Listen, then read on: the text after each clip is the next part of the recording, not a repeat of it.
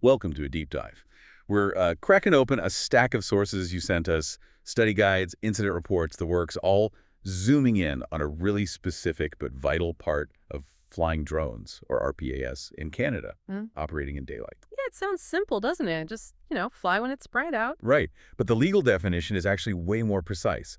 We're going to unpack what daylight really means according to the rules, why it's different from just sunrise to sunset, and why getting this right is just fundamental for flying legally and, well, safely. Exactly. We'll look at the core regulations, CCAR's Part 9X mostly, how they sort of evolved, and use some real-world examples from these sources' scenarios, even violation reports, to show you how this plays out. It's definitely more involved than just looking at your watch. Okay, let's dig in. What do the official sources actually tell us? If we go right to the main rulebook for drones under 25 kilos, CCAR's Part 9, Section 901.11, mentions daylight operations specifically. It does, and the definition itself is in CRR 101.01. So what's the exact wording? What is daylight? Okay, so the regs define daylight as, quote, the period beginning 30 minutes before sunrise and ending 30 minutes after sunset. 30 minutes before, 30 minutes after. So in plain English, your legal flight window starts half an hour before the sun officially rises. And it slams shut basically half an hour after the sun officially sets. And it's not about whether you can still kind of see or if the sun disk is visible. It's strictly those times. Precisely. And that 30-minute buffer, it's not just pulled out of thin air, it's linked to something called civil twilight. Oh, right, civil twilight. Yeah, that's the period, before sunrise and after sunset when there's still enough natural light scattered in the atmosphere. Well, enough light to see things clearly on the ground, do outdoor activities. Or, crucially for drone pilots, enough light to keep your eyes on the aircraft without needing lights on it. Exactly. It's why one of the sources mentioned that mnemonic. Twilight makes the rules, not the sun. The available light during twilight is the key. That's actually a really good way to remember it. And the other one was just SR plus 30, SS plus 30. Simple and effective. Sunrise plus 30, sunset plus 30. That's your window. And this definition, it's not just guidance, right? It's baked into the law. Oh, yeah. It's codified right there in CAR's Part 9, specifically the big overhaul that came in June 2019, SOR 2019-11. That's when they really established the modern framework for RPAS under 25 kilograms, replacing some of the older, less specific stuff. That history is interesting. So before 2019, what was it like if you wanted to fly a small drone? How did daylight work? It was quite different, much less standardized. There wasn't this single set of rules like Part 9X for smaller drones. Often, operators needed special flight operations certificates, SFOCs, for lots of things we now consider standard advanced ops. So you might have needed an SFOC just for basic commercial work. Sometimes, yeah. It was very case by case. And an SFOC might mention daytime ops, but it wouldn't necessarily have that specific 30-minute civil twilight definition we rely on now. It could be vaguer. So June 1st, 2019 was a real line in the sand then. Absolutely. CARS Part 9, SOR 2019-11, brought in standard definitions for things like visual line of sight, VLOS, and importantly for us today, that concrete legal definition of daylight from CAR 101.01. It shifted things from needing individual permissions via SFOCs for many routine flights to having a common set of rules for everyone. And since 2019, has the definition itself changed? The definition, no, that 30-minute rule has stayed put. But what has happened is Transport Canada seems to have, well, tightened up on interpretation and enforcement. How so? Through things like guidance material, TP 15263E, the drone Bible as some call it, and safety campaigns. They've really hammered home the point that just being within the legal daylight time window isn't a free pass. You still have to meet all the other requirements. Like VLOS and weather? Exactly. Yeah. Being technically in daylight doesn't mean you can fly in fog, for instance. The other rules still apply constantly. The sources also mentioned some amendments from April 2025, SOR 2025-70. Did those tweak the daylight rule? Nope, the rule itself stayed the same. Those amendments were more focused on pilot accountability, making sure you assess and document things like weather conditions during your daylight flights, and emphasizing the need for good record keeping, like flight logs. So understanding that history, the shift from SFOCs covering almost everything to Part 9s, setting the standard for daylight, that seems pretty important, maybe especially for exams. Definitely. It clarifies why SFOCs are now generally for the exceptions, like flying BVLOS or crucially flying at night. They're for operations outside the standard Part 9 daylight framework. Okay, so we've nailed down the definition and the history. But here's where I think it gets really critical. The sources stress this idea. Daylight doesn't override everything. That's probably the biggest takeaway after the definition itself. The time window is just step one. Being within SR plus 30 and SS plus 30 is necessary, but it's absolutely not sufficient for a legal or safe flight. Precisely. Think of it as layers. The time is one layer, but then you have environmental conditions, other rules. One of the biggest ones is always visual line of sight, VLOS. Right. Cars show 901.06 and 901.07. You have to keep the drone in sight with your own eyes, unaided at all times, unless you have a specific SFOC that says otherwise. Unaided is the key word there. And there's a common misconception busted in the sources. Ah, the visual observer thing. Yeah, you can't just have a buddy standing next to you watching the drone while you fly purely by the screen or goggles and claim that satisfies your VLOS requirement. Car show 901.1012 is clear. The pilot needs to be able to maintain that unaided visual contact. So the pilot has to be able to look up from the controls and see the drone well enough to know where it is, what it's doing. Its location, altitude, attitude, direction of flight, with their own eyes. Now, a visual observer can be used to help scan the airspace, look for other aircraft, that sort of thing, but they don't replace the pilot's own VLOS responsibility. And that's a big one for FPV pilots, I imagine. Seeing through the camera isn't VLOS. Correct. And VLOS isn't just horizontal distance either. It's vertical, too. Flying up into a cloud, you've lost VLOS. Flying into thick fog, lost VLOS. Which ties right back to daylight, doesn't it? Even if it's, say, 2 p.m., middle of the afternoon, legally well within daylight. If fog rolls in, or you fly the drone behind a hill, or into a deep shadow on a cliff face where you can't make it out clearly against the background. You're no longer compliant because you've lost VLOS. The scenarios highlighted this losing sight in shadows during legal daytime hours was still a violation. Exactly right. Conditions trump the clock for VLOS.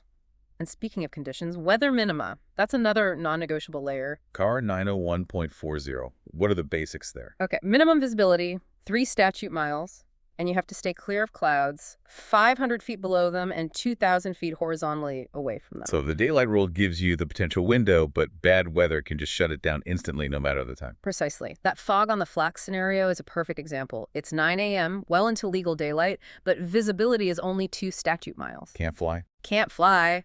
Weather minimums aren't met. End of story for that operation under standard rules. Weather always wins. Then you've got airspace.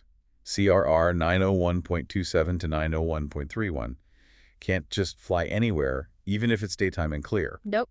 Control airspace, like Class C, D, or E near airports, needs specific authorization. Usually you get that through NEV Canada's NEA drone tool. And controlled airspace isn't necessarily bad, it's just managed, right? Exactly. It means air traffic control is managing the flow.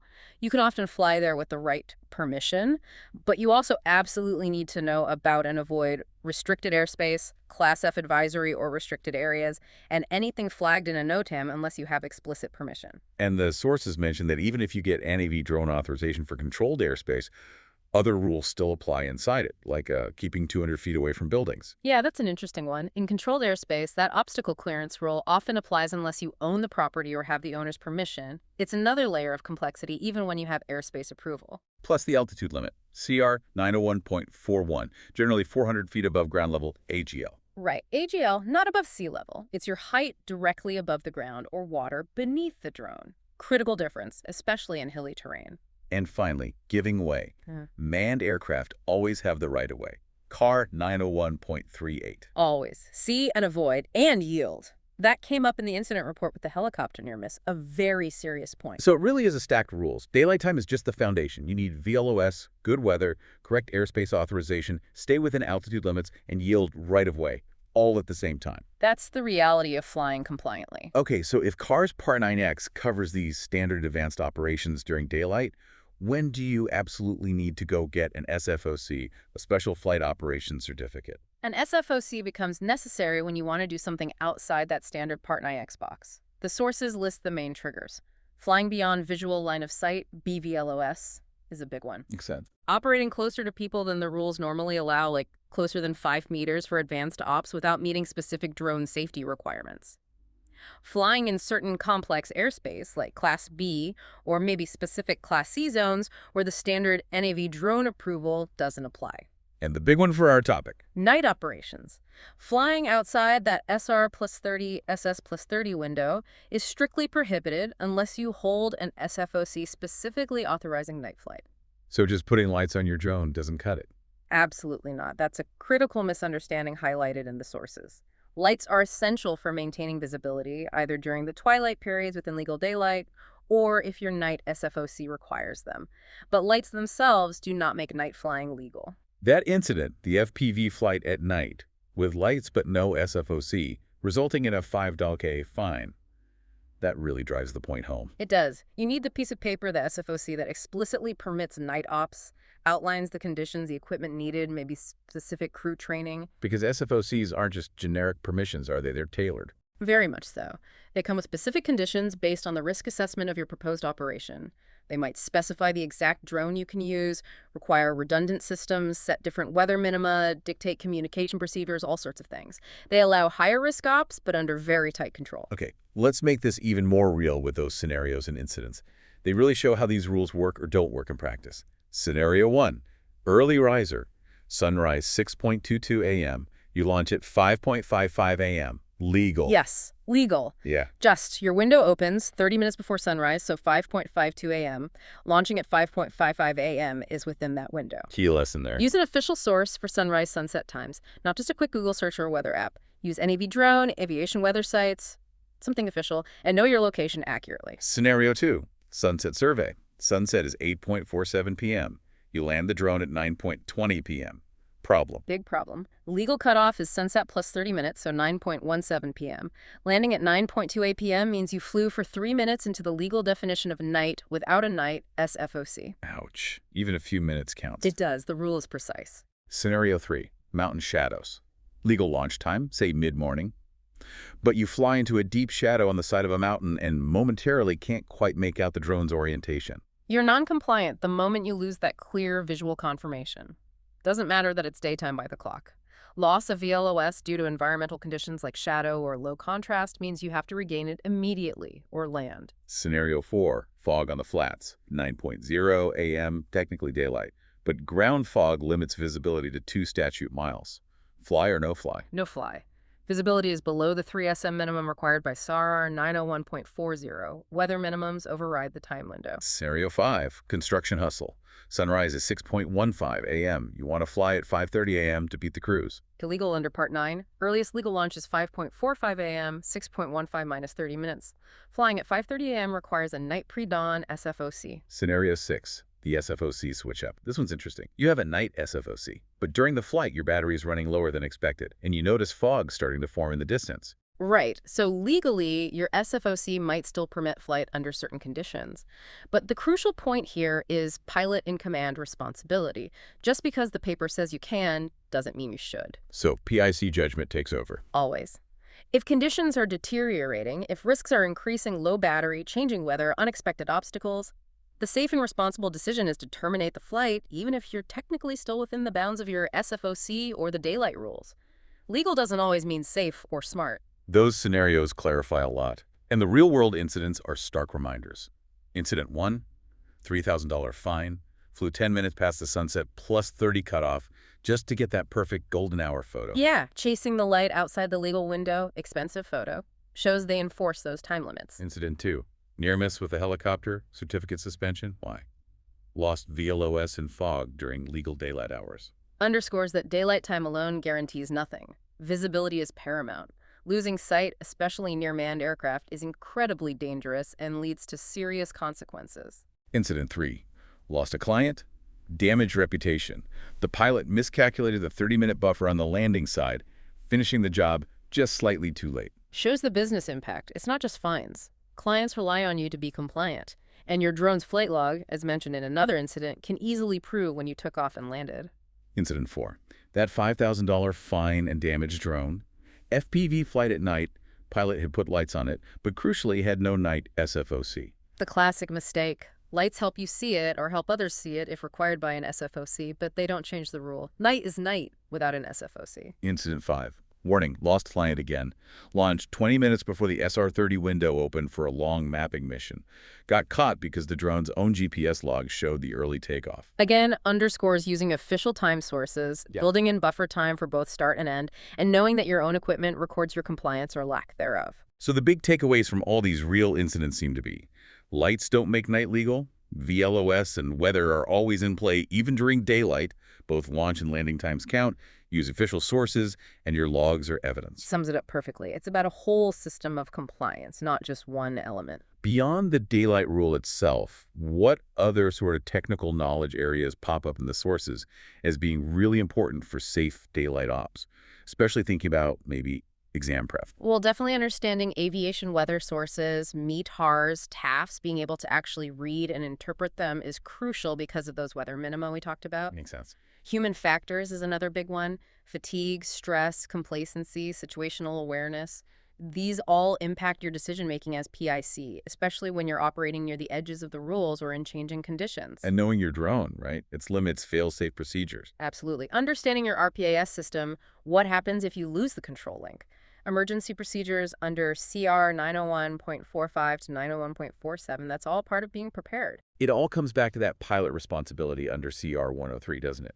You, the PIC, are ultimately accountable. You are, from the moment you start planning until the drone is packed away and the data is secured. The buck stops with the pilot in command. The sources seem to flag certain concepts as really critical for exams.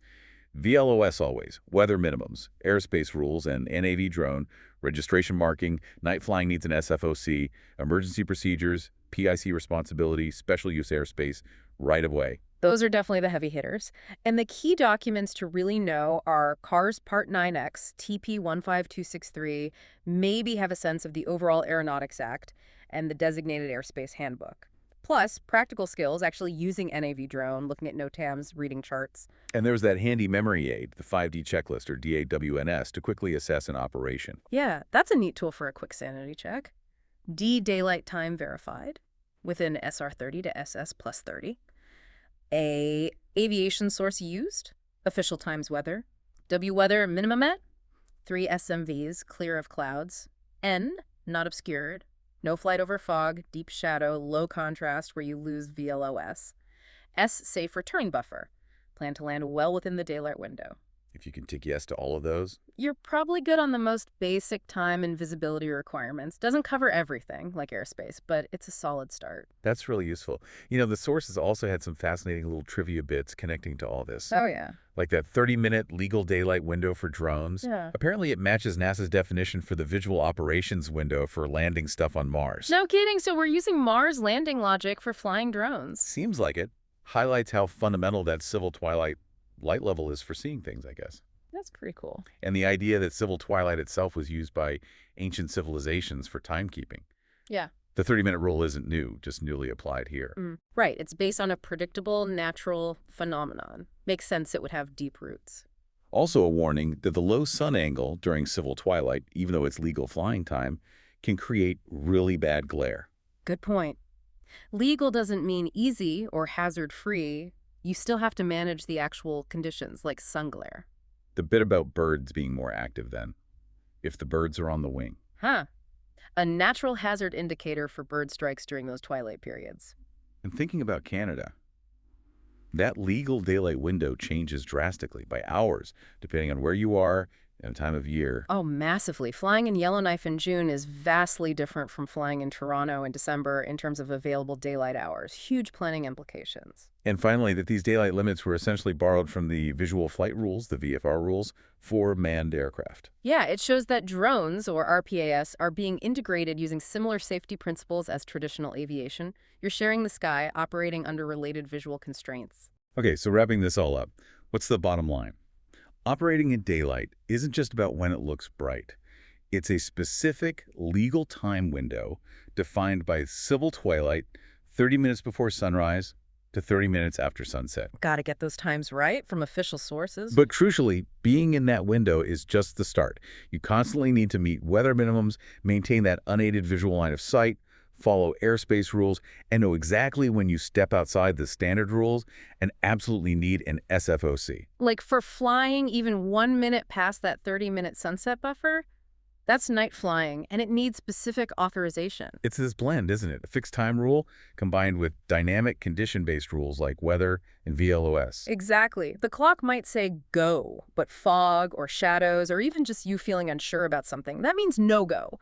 It really underscores that being a safe, compliant pilot isn't just about ticking legal boxes. It's about constant vigilance, good judgment, and managing the actual situation in front of you. So here's something to really chew on. If daylight is so specifically tied to that usable visual light during civil twilight, and we know you can't just use drone lights to legally extend that period, how does really understanding the why behind that rule change how you plan your flights, especially those pushing the edges near sunrise or sunset? And what kinds of subtle risks might still be lurking within that legal daylight window risk you might have previously dismissed just because, well, it's daytime? Thanks for joining us for this deep dive into RPAS daylight operations in Canada. Stay informed, fly safe, and keep digging into those details.